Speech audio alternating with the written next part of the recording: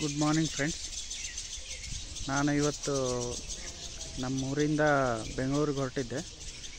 ದಾರಿ ಮಧ್ಯ ಬ್ರೇಕ್ಫಾಸ್ಟ್ ಮಾಡೋಕ್ಕೆ ಅಂತ ಹೇಳಿ ಒಂದು ಜಾಗ ಹುಡುಕ್ತಾ ಇದ್ವಿ. ಸೈಡಿಗೆ ಕಾಳಹಸ್ತೇಶ್ವರ ದೇವಸ್ಥಾನ ಅಂತ ಬೋರ್ಡ್ ಇತ್ತು. ನಾವು ಇಲ್ಲಿ ಚಿತ್ರದುರ್ಗ ಹತ್ತಿರ ಇದ್ದೀವಿ. ಇಲ್ಲಿ ರೋಡ್ ಸೈಡಿಂದ 1 ಕಿಲೋಮೀಟ್ರ್ ಒಳಗಡೆ ಬಂದು ಇಲ್ಲಿ ಪಾರ್ಕ್ ಮಾಡಿ ನಿಲ್ಲಿಸಿದ್ದೀವಿ. ಇದು ತುಂಬ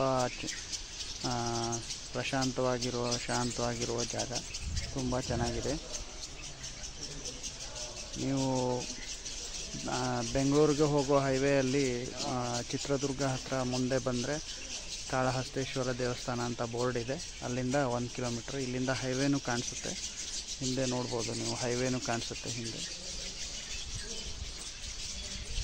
ಇದು ಪ್ರಾಚೀನವಾದ ಕಾಳಹಸ್ತೇಶ್ವರ ದೇವಸ್ಥಾನ. ಆಮೇಲೆ ತುಂಬ ಚೆನ್ನಾಗಿ ಇಲ್ಲಿ ಕಲ್ಲು ಬೆಂಚು, ಆಮೇಲೆ ತುಂಬ ಚೆನ್ನಾಗಿರೋ ಕ್ಲೀನಾಗಿರೋ ಜಾಗ ಇದೆ.